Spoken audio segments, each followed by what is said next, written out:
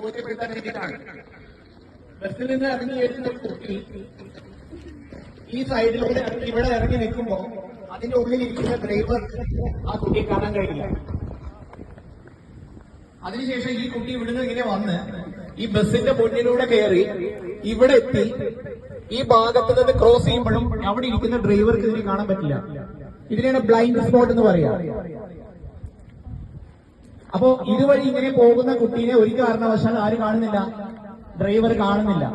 അപ്പോ ഒരു ബസ്സിന്റെ മുന്നിലൂടെ ജീവിതത്തിൽ ഒരിക്കലും ഇതുപോലെ നിങ്ങൾ ക്രോസ് ചെയ്യാൻ ശ്രമിക്കരുത്.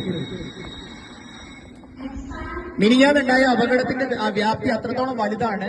ഡ്രൈവർ കണ്ടില്ല, കുട്ടീനെ ബസ് ഇടിച്ചിടുകയും അതിന്റെ ഫ്രണ്ട് ടയർ കയറി ആ കുട്ടിയുടെ മുകളിൽ കൂടെ കയറി. അത് മാത്രമല്ല, അത് കഴിഞ്ഞ് ബാക്ക് ടയറും ആ കുട്ടിയുടെ മേളിൽ കൂടെ കയറിയിട്ടാണ് ബസ്സിലെ ഡ്രൈവർ അറിയുന്നത്.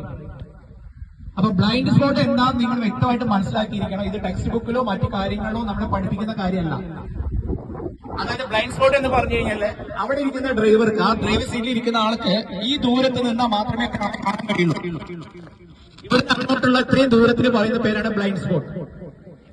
അപ്പോ ഏതെങ്കിലും കാലത്ത് ഏതെങ്കിലും സമയത്ത് ഇതുപോലെ ഒരു ബസ് നിർത്തിയിട്ടിട്ട് അതിന്റെ സൈഡിൽ ഇറങ്ങിയിട്ടുണ്ടെങ്കിൽ ആ ബസ് പോയ ശേഷം മാത്രം ഇടത്തോട്ടും വലത്തോട്ടും നോക്കിയ ശേഷം മാത്രമേ നമ്മൾ റോഡ് ക്രോസ് ചെയ്യാൻ പാടുള്ളൂ. ഈ ഒരു കാര്യം നിങ്ങൾക്ക് മനസ്സിലാവാൻ വേണ്ടിയിട്ടാണ്. താങ്ക് യു മോളെ. മോളുടെ പേര് റിഫ. അത് വളരെ ഭംഗിയായിട്ട് സഹകരിച്ചു. റിഫയ്ക്ക് എന്റെ വക സമ്മാനം. Thank you.